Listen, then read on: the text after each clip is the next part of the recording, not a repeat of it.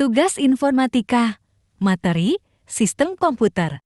Halo Perkinolken nama saya Randy Ferdinand Ombong Sekolah di SMP Negeri 1 Manado Kilas 715 Noma absent 18. Kali ini saya akan menjelaskan tentang sistem komputer. Sistem komputer adalah kumpulan perangkat-perangkat komputer yang saling berhubungan dan berinteraksi satu sama lain untuk melakukan proses pengolahan data, sehingga dapat menghasilkan informasi yang diharapkan oleh penggunanya.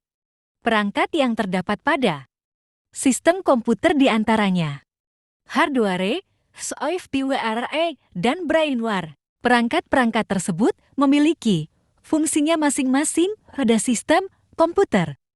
Namun saat beroperasinya, perangkat-perangkat komputer tersebut akan bekerja dan saling mendukung satu sama lain.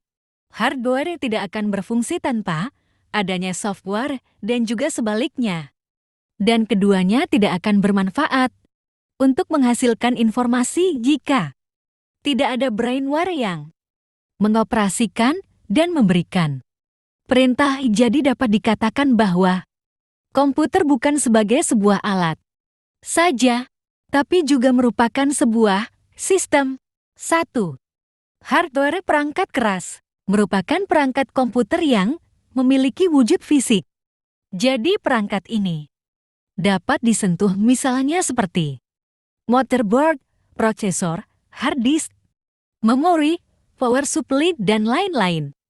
Hardware sendiri umumnya dibagi ke dalam 4 bagian yang diantaranya A. Input device perangkat masukan merupakan perangkat pada hardware komputer yang fungsinya sebagai alat untuk memasukkan data-data atau perintah pada komputer misalnya seperti mouse, keyboard, dan lain-lain. B. Output device perangkat keluaran merupakan perangkat pada komputer yang fungsinya untuk menampilkan hasil pemrosesan data-data. Misalnya, seperti monitor, printer, proyektor, dan lain-lain. C.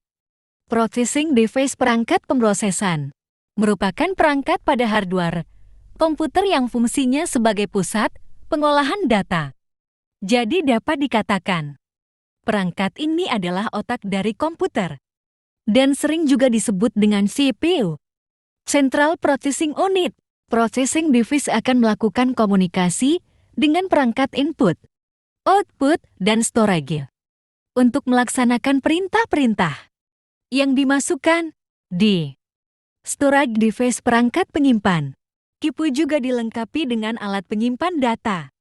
Terdapat alat penyimpan data dengan kapasitas yang lebih besar sebagai alat simpan utamanya yang biasanya disebut dengan hard disk.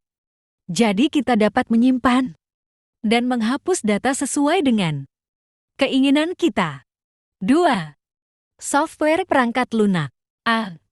Operating System. Sistem operasi. Sistem operasi komputer merupakan program dasar pada komputer yang umumnya berfungsi untuk menghubungkan pengguna dengan hardware. Dapat dikatakan juga sistem operasi, yaitu perangkat lunak yang bertugas untuk melakukan kontrol dan manajemen perangkat keras dan operasi-operasi yang dilakukan pada sistem, termasuk juga menjalankan aplikasi-aplikasi yang dapat melakukan pengolahan data. Contoh sistem operasi komputer misalnya seperti Microsoft Windows, Linux, Mac OS, dan lain-lain. D. Program aplikasi application program. Program aplikasi merupakan perangkat lunak yang siap untuk dipakai.